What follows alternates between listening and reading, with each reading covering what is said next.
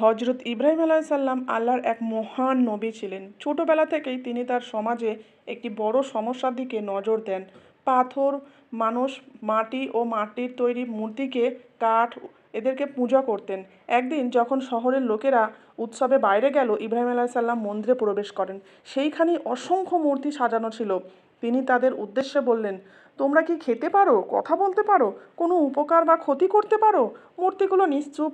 তখন ইব্রাহিম আলাইসাল্লাম ছোট্ট ছোট্ট সব মূর্তি ভেঙে ফেলে কেবল সবচেয়ে বড় মূর্তিটিকে অক্ষত রাখেন। তার কাঁধে কুঠার ঝুলিয়ে দেন। যখন লোকেরা ফিরে এসে ভাঙা মূর্তিগুলো দেখলো, তারা রেগে গিয়ে বলল, এ কাজ কে করেছে?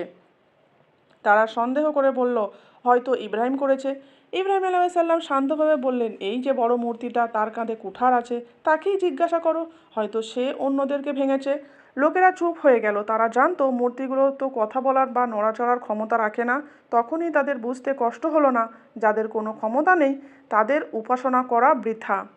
একমাত্র আল্লাহই প্রকৃত উপাস্য, তিনিই সব কিছুর নিয়ন্ত্রক।